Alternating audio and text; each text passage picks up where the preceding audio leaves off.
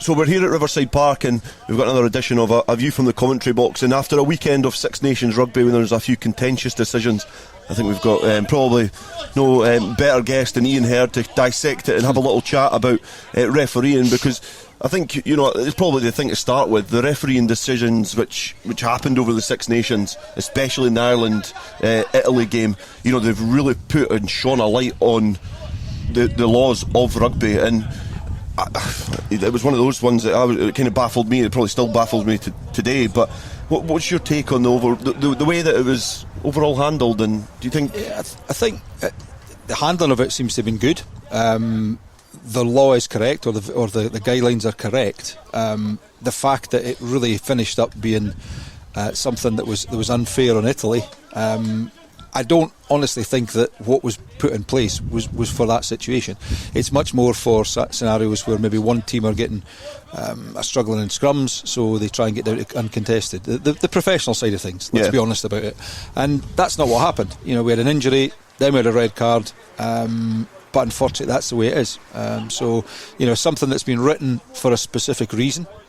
But unfortunately it's come into play in a scenario that it wasn't intended for. That's my opinion, certainly. But by the rights of the law, it's correct, isn't it? Yeah, absolutely. And is there a feeling? I don't know. You might not know yourself, but is there a feeling that these laws that needed to come in because teams do?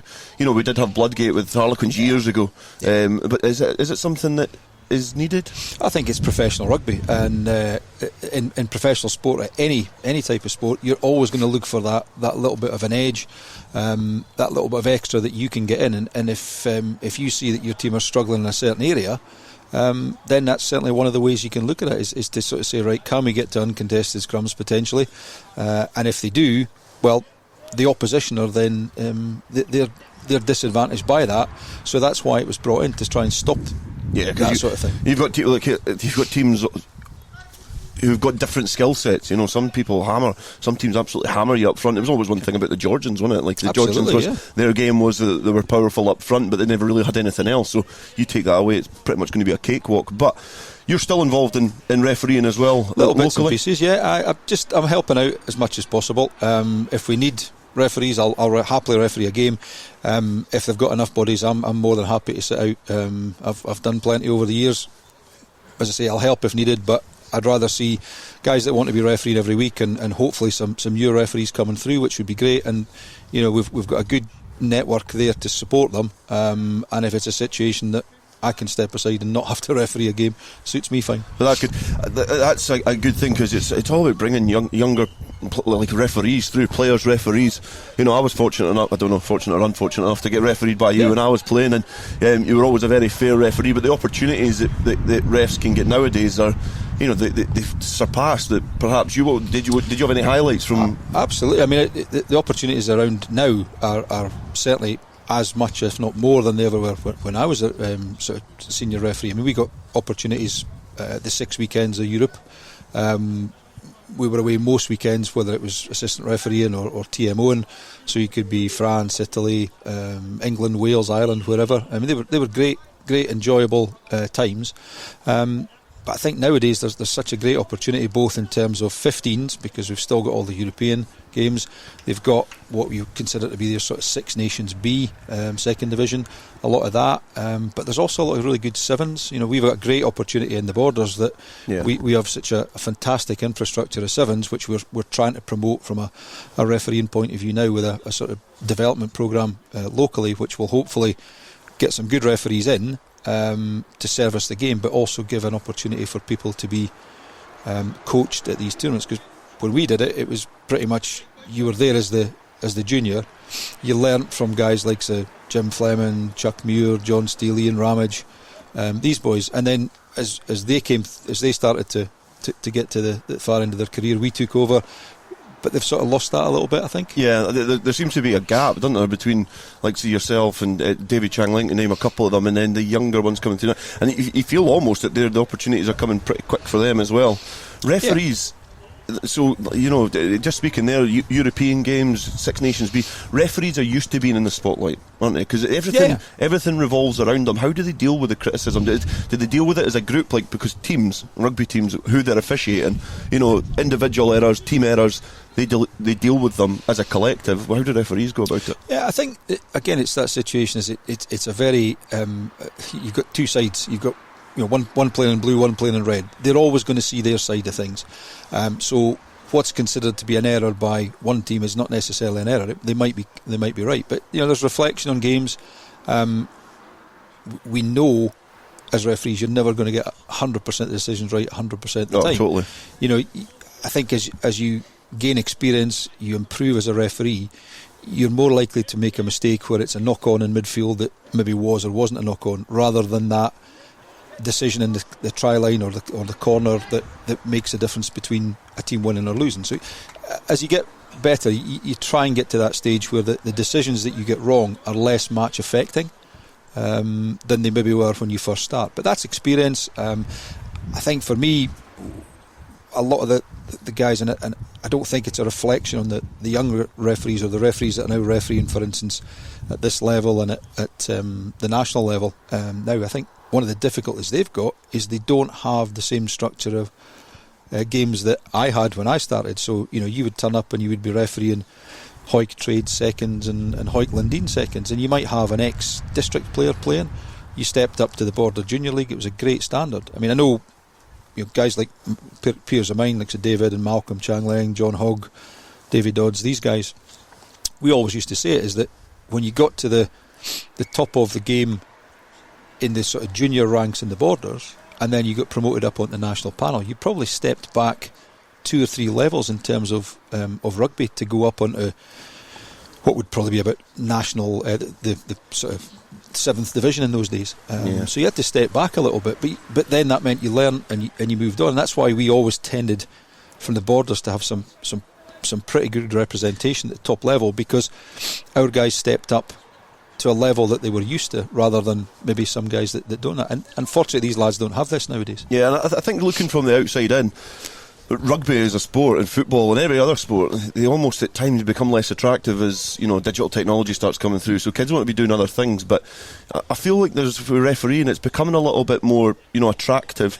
The referees now are Nigel Owens has got a great he's got a great persona. He got his highlight reels, and it's stuff that does make it attractive to people, but it is more difficult. Like the last couple of weeks, we've been in that one, and we've been at Netherdale twice.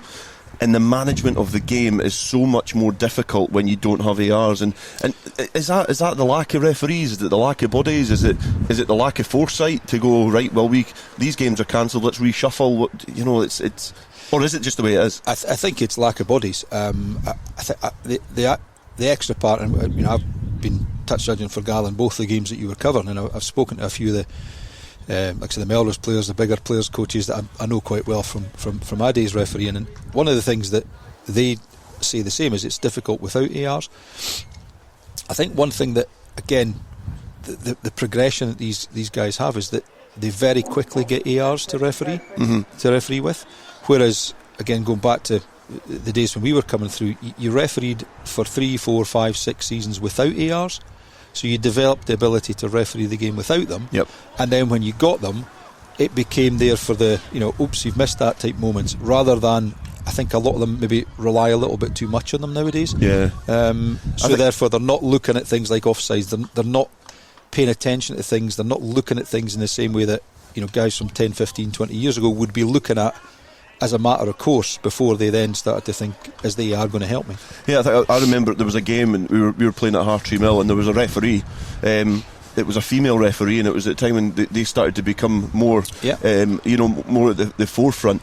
But I was a captain at that time, and I remember hearing the AR on the side at that time, and he was refereeing the game from the sidelines more. So yeah, it was a development support. Yeah. But you almost sometimes, especially because it's a hobby, it's an amateur sport for most of these people, you almost need to just go in, manage the game. You'll learn more from your mistakes than you will from making everything right and trying to be a disciplinarian. And the ARs are never there to referee the game for the referee. They're there to help for, as I say, that oh dear moment where there's a knock on that they don't see for some reason. We've all been there. We've looked away at the wrong time.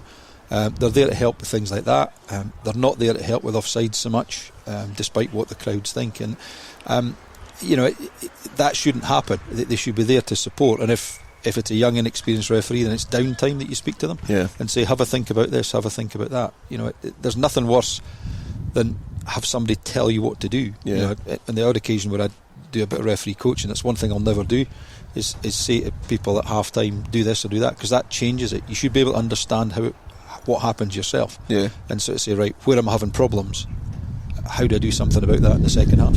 And rugby's slightly different to, say, football, for example, and it's always, you see online social media posts, and it's always, the difference between surrounding a ref and then the respect that the referee. There was a Super 14 game the weekend from the Southern Hemisphere, and it was a South African referee. And they were speaking about, they brought in the two captains, they were Springboks, and he just laid down the law and said, look, bring back your values.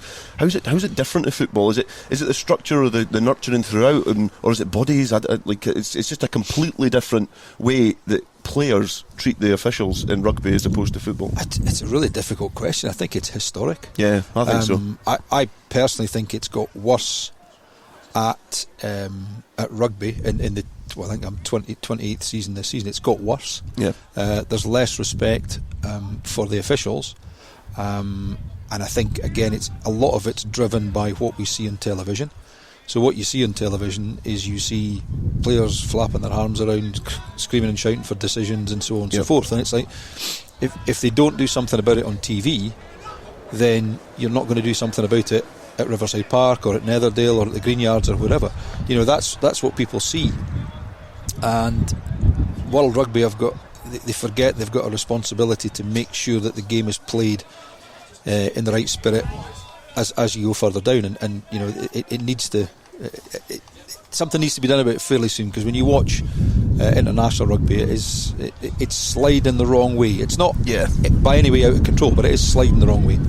You do hear it, especially because we're blessed because we've got a ref mic, in most games. You do hear the likes of Owen Farrell and Conor Murray and Dan Biggar starting to nip a little bit, and maybe not as much with the Scottish players now, but I'm sure that time will come. But it's I think it is always interesting. You're always treated with great respect at the gates. It was never ever an issue. There was never an instance. There was nobody that stood up on the balcony that could see from one 22 to another that the opposition were offside, because Peebles were never offside, of course. We've never been offside statistically. Yours was just sheer pace. It was fact. So well, that was a good chat there with Iain. It's always good to get the referee's opinion on the things that they know best. We can chat all about we like about decisions, but they are the experts, and we're blessed with loads of great referees in the Borders. But Ian's going to be joining me for the game here this afternoon. We've got the visitors Mar going to be taking on Jed Forest. It's a little bit of a bounce game because there's not a lot to play for either team apart from Pride, but we're just awaiting on the final teams coming out. But Iain will be sticking around and joining me for that game, so thank you very much for your Cheers, Dale. Thank time. You.